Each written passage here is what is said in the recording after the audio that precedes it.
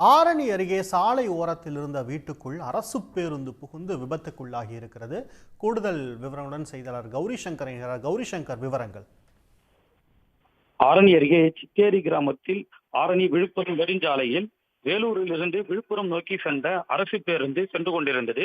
அப்பொழுது சித்தேரியிலிருந்து ஒருவர் இருசக்கர வாகனத்தில் வந்து கொண்டிருக்கும் பொழுது அவர் மீது மோதிவிடக் கூடாது என்று அரசு பேருந்து ஓட்டுநர் இடது பக்கமாக திரும்பும் பொழுது அப்போ நெடுஞ்சாலை ஓரம் செல்வம் என்பவருக்கு சொந்தமான வீட்டில் மோதியுள்ளார். மோதியதின் பேருந்து அவர் வீட்டிற்குள் நுழைந்தது. அருகே இருந்த மின்கம்பத்தின் மீது ஓடியதால் மின்கம்பமும் சேதமடைந்தது, வீடும் சேதமடைந்தது. இதனால் அப்பகுதியில் மின்வெட்டு ஏற்பட்டது.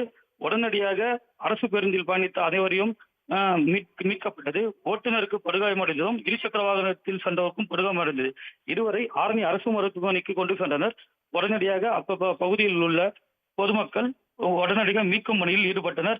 வருவாய்த்துறையினர் மற்றும் காவல்துறையினர் சம்பவ இடத்திற்கு சென்று அப்பகுதியில் மின்வெட்டு ஏற்பட்ட இடத்தை சரி செய்து கொண்டிருக்கின்றனர். மின்சார ஊழியர்களும் தற்சமயம் மீட்பு பணியில் ஈடுபட்டு வருகின்றனர். விவரங்களுக்கு நன்றி கௌரி சங்கர். உடனுக்குடன் செய்திகளை தெரிந்து கொள்ள சன் நியூஸ் பெல் ஐகானை கிளிக் பண்ணுங்க.